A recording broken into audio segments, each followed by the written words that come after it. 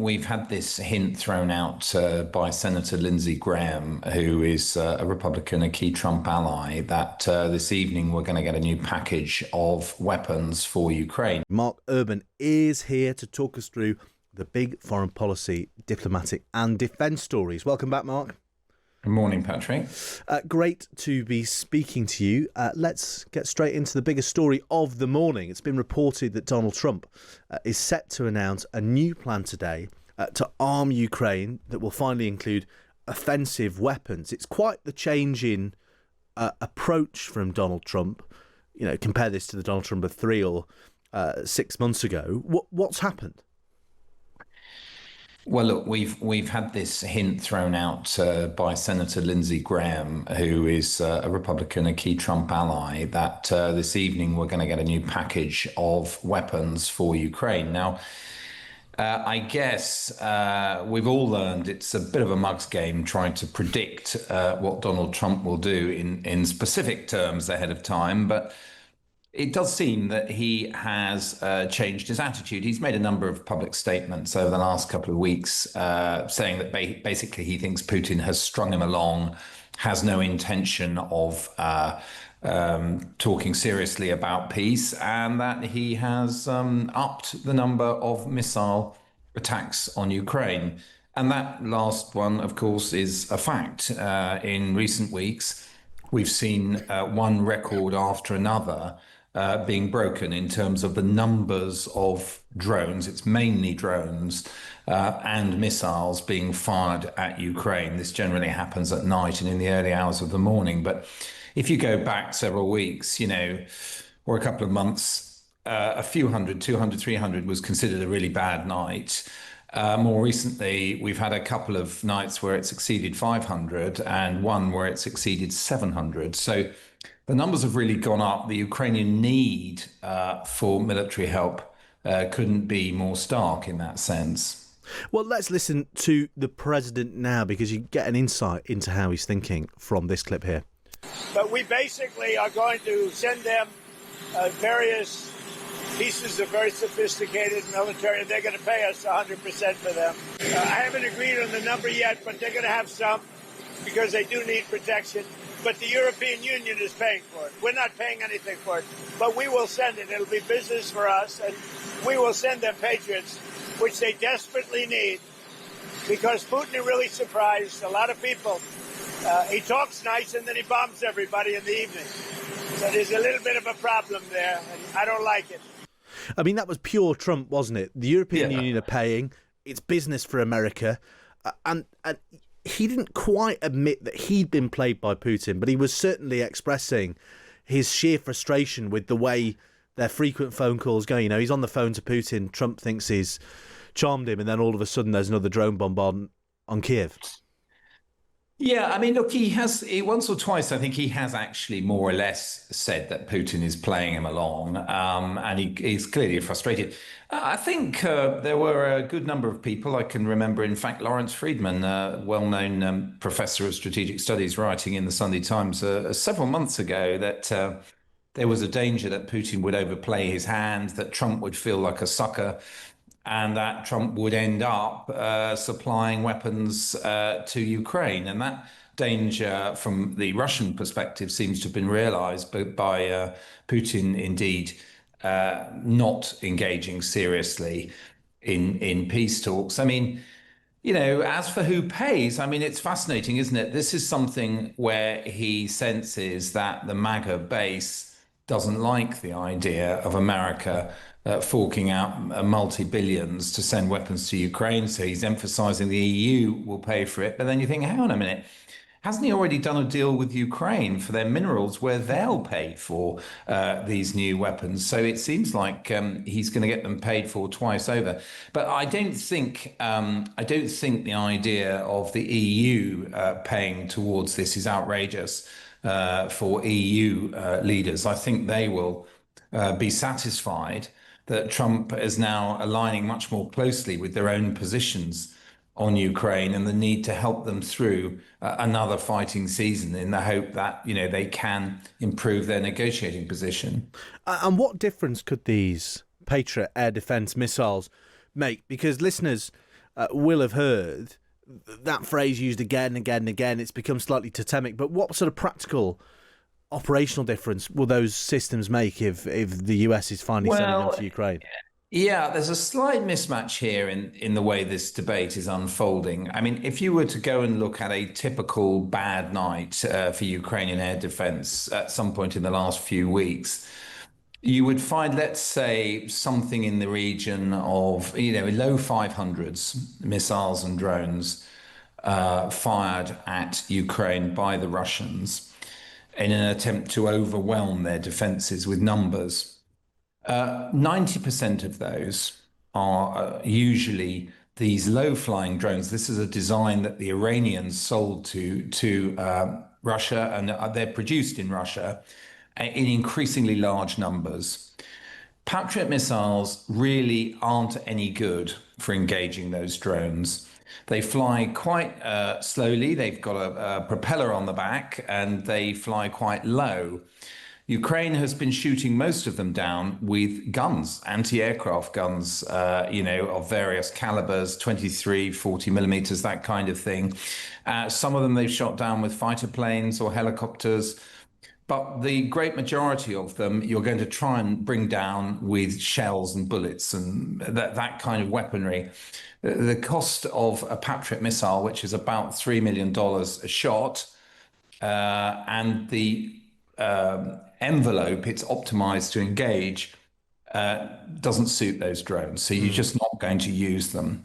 And that is the really big problem right now. I did say 90%. The other 10% are ballistic missiles. So in other words, they go up and they come down at great speed, thousands of miles per hour, and they dive down onto the target. These are missiles like the Iskander and the Kinjal, which is fired from an aircraft. Now, those two types, for example, Russia is also producing in larger numbers, and the Patriot is vital for shooting those down. But a bad night in terms of Iskanders might be 10. So the numbers are much less than those very high numbers we've been hearing in regard to the overall attacks, because the great majority are these drones. But Patriot is useful, but you need a whole suite of weapons to deal with the different threats at the different altitudes, speeds of attack, angles of attack, and all the rest of it. So you will want different types of weapon to engage these drones, the Shahed drones. You'll want some more Patriots because they've got very low in numbers. And you'll also need weapons to engage cruise missiles, which fly along like aircraft. They're often the Ukrainians often use their fighter jets to shoot those down. So it's a multifaceted threat that needs a solution in several different planes. Well, let's see how Donald Trump responds to all those complexities when he speaks at more length a little bit later. Let's move on. Donald Trump, another one of Donald Trump's growing forever wars that he pledged to stop, or he's certainly at risk of being dragged into one here, perhaps. It's an inauspicious anniversary today. 10 years ago, the Iranian nuclear deal was signed. That was the landmark agreement aimed at curbing Tehran's nuclear ambitions in exchange for sanctions relief from the West.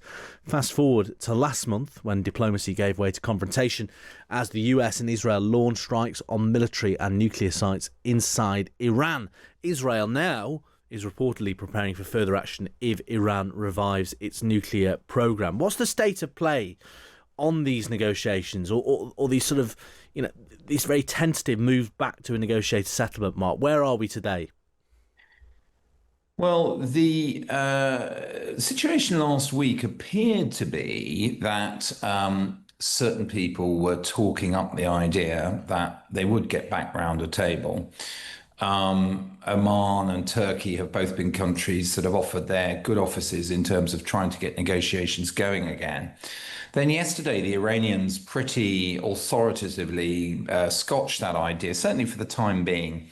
I think what's happening at the moment is that the different sides are jockeying for advantage. The Iranians effectively saying, look, you can't expect us to negotiate under the threat of further imminent strikes, either from Israel or America. So we need some kind of understanding that if we return to negotiations, there'll be no strikes while we're talking. The Americans have tried to put these conditions forward, and it would appear that the Americans want to stop Iran from enriching uranium at all. So you can enrich it to a low level for your civil nuclear program, or you can enrich it to a much higher level, which is useful for nuclear weapons. And they'd been doing the latter, but insist on their right to do the low level enrichment for peaceful use of nuclear energy. Now, America has said, no, you can't have that. Most fascinatingly, in a way, and this ties into the questions you've just been asking, Patrick, about Russia, is it would seem that Russia is more or less siding with America on this. Yeah, very intriguing suggestions to that effect this morning. Yeah. And they're more or less saying that there are reports which the Russians, are not denying in very convincing terms that Putin has said to the Iranians, look, you've got to do this deal. And I'm afraid you've got to give up enrichment altogether. Now, there might be an element of misreporting there, but what I do think is going on, because there have been some other Russian statements, for example, during the Israeli bombing, urging Iran to go back to negotiations, is that the Russians do appear to be trying to get a diplomatic solution and to be putting pressure on Iran to do it. Now, that would have seemed to have been, if you'd asked me a few weeks back, the sort of one apparent win in President Trump's soft line that he was taking back then towards Russia on Ukraine. The win being that in return for that, Putin was being helpful on the Iranian nuclear issue and trying to pressure Iran to a settlement. Now, the fascinating thing is, if President Trump is now about to take a much tougher line on Ukraine, is Putin using this idea that he's on the right side of things as far as the Iran question goes to try and soothe Trump again and to try and imply, look, there are advantages to us trying to do things together to cooperate. So there are some linkages. Of course, we don't know all the detail about what's been going on secret diplomatic channels between those countries. But there do seem to be some definite linkages there between Russia trying to persuade Iran to accept these new tough conditions on their nuclear program, and at the same time, Russia trying to mollify Trump. And since we're speaking about nuclear programs, it would be remiss of us not to touch on the big announcement from last week, the outcome of, or the upshot of President Macron turning up to Downing Street and his bromance with Keir Starmer. A major announcement with their eyes on an uncertain future. Britain and France agreeing to work together and align their nuclear policy in the hope of protecting the rest of Europe against nuclear threats. It was a pretty significant statement, publicly align themselves on nuclear policy, stating explicitly that any threat in Europe is a threat to them as well. A sort of, mini NATO Article 8 sort of thing they were going for there, maybe. What's behind all of this, Mark? Well, yeah, Patrick, I mean, you're right. And you probably see this in the lobby. I mean, things that are said about nuclear weapons are almost by their nature significant because meaningful changes in policy in the UK, for example, don't happen very often. And, there's all sorts of reasons why governments like to remain ambiguous about many aspects of British nuclear weapons, the circumstances under which they might be deployed and used and all the rest of it. They definitely wanted to indicate that there was going to be closer cooperation between the UK and France. Now, some of this has been talked about before in terms of, for example, coordinating so that you would make sure that your patrol patterns were synced up. Now, the UK nationally says that it tries to keep, it does keep one submarine with Trident missiles at sea all the time. That's the policy of continuous at-sea deterrence, so-called. Would this allow us to know also that there were one or two French submarines, and therefore, at any given time, the European side of NATO nuclear deterrence is that much stronger? Possibly.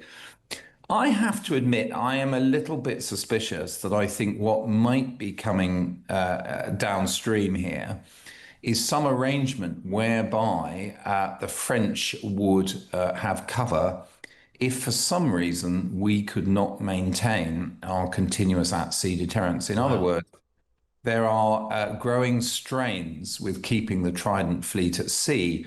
And a couple of the recent patrols have been very, very long. The norm used to be 3 months. And we've recently had two patrols over 6 months, in which there's a lot of strain on the crews, there's a lot of strain on the submarine itself. One of our four is essentially completely out of action due to long-term refit questions. And so we're trying to balance the operation of three boats with limited numbers of people who'll still do that. So, I think that's the thing I'm fascinated by is whether the UK is trying, by coordination with France, to work out a system where we can have patrols covering each other if, for example, there are short periods where we can't have a Trident boat at sea. Now, on the positive side of it, you could say, well, downstream, there may be other things they can cooperate on. There's been a certain amount of speculation about, does the UK need a second type of nuclear system, an air-launched one? There's no money in the budget for that at the moment. It would be expensive, but it's something that a lot of people in the Ministry of Defence now favour, but, further downstream. The long and the short of it is, it's interesting the UK and France are cooperating more on nuclear weapons issues, but it'll all be quite secret, and there'll be a guessing game, I think, in coming months as to what the real significance of last week's announcement was. Well, when we see the Sun front page making the announcement that we'd no longer have a continuous at-sea deterrent with the Union Jack on it, Mark, we'll know we heard it from you first. That was Mark Urban. You can hear him every Monday at this time on Times Radio and read him in the Sunday Times every week. You needn't engage with foreign affairs at all after that masterclass as ever